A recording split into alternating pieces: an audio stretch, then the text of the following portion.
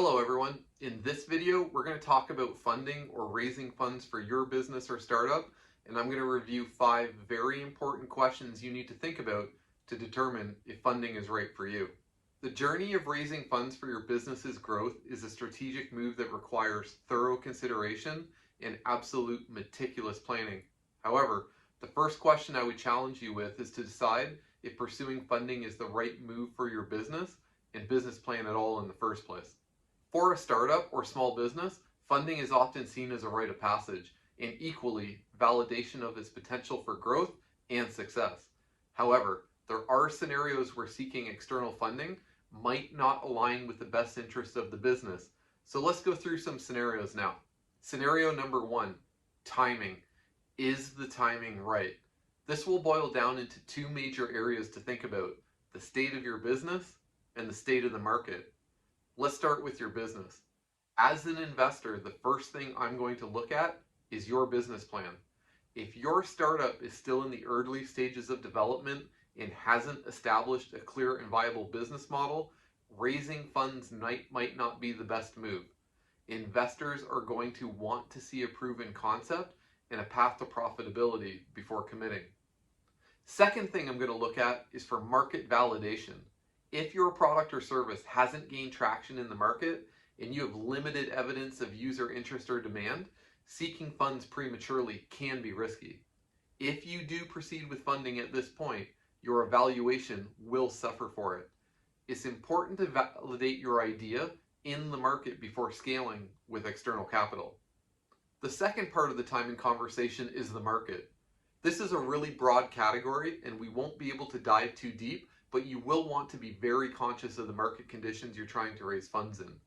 More specifically, in the past when going to market, I will have been hyper-focused on a few things. Is my sector hot right now for investors in respect to exit multiples? What is the current risk appetite of investor focused on service or goods, depending on what my company is doing at the time? How active is the space in respect to M&As that year? Any major innovation trends that could affect investment opportunities? What about compliance or regulation changes that might have investors nervous to invest? These are all things you need to have your finger on the pulse of to determine if timing is right. Scenario number 2, pressure. As if you didn't have enough pressure running a company already, the pressure of meeting investor expectations can be overwhelming, potentially leading to a shift in focus from long-term sustainability to short-term gains. Depending on the investor, the demands for rapid returns on investment might compromise the original vision and values that fueled the business's inception and may hinder its unique identity. This is something that you're absolutely going to want to consider and qualify with any potential investor you are courting to ensure interests and visions are aligned. Scenario number 3, control. Securing funding often includes giving up a degree of control of the business to investors. For entrepreneurs who cherish autonomy and the ability to steer their business according to their vision, this shift in power dynamics can be problematic. Decision-making processes may become more cumbersome and the founders may find themselves having to justify strategic choices to investors whose priorities might not fully align with the original mission of the business. This shift from agile, nimble startup to a more bureaucratic structure could stifle innovation and hinder the dynamic decision-making that helped make the startup as successful as it was. Scenario number 4, equity. When you take on investors, you typically exchange equity in your company for funding. If you're confident in your ability to generate revenue or secure alternative funding, and I'm going to pause here for a second, because if you are unsure what type of funding is best for you, I have a great video on that you should check out. Avoiding external investment allows you to preserve a higher percentage of ownership in your business. Preserving equity, what I mean by that is your decision to retain a higher percentage of ownership in your startup by avoiding the exchange of equity for external funding.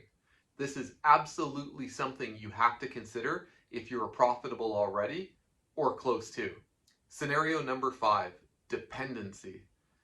The allure of external funding can create a dependency on investors for financial support, and this may divert attention from building a sustainable revenue model. Relying too heavy on external capital may mask underlying issues in the business model, and the pressure to consistently secure additional funding rounds can lead to a cycle of perpetual fundraising. Again, this can divert the focus from creating intrinsic value and profitability, making the business susceptible to market fluctuations and economic downturns. Ultimately, the decision to pursue funding should be a careful consideration, weighing the potential benefits against the risk and the impact on the core values and autonomy of the business. As a bit of bonus info here, if you decide that funding is right for you, I want to tell you about some key facets you need to contemplate to ensure a successful funding campaign that will help secure that investment. It's all about assessing your funding needs. The first step in the funding journey is an internal one. It is a deep dive into your business's financial landscape. Clearly define and understand the areas where the capital injection is crucial for startup growth. This is typically referred to as a use of funds summary when an investor will require when considering an investment. Whether it's expanding operations, hiring key personnel, investing in marketing, or upgrading technology, a detailed financial assessment is the cornerstone of your funding strategy and will play a vital role in helping potential investors understand your vision. You will also need to develop a comprehensive financial projection that outlines your current financial standing, expected growth trajectory, and specific financial requirements for each aspect of expansion. More specifically, it will show how the funding will impact the growth of the business.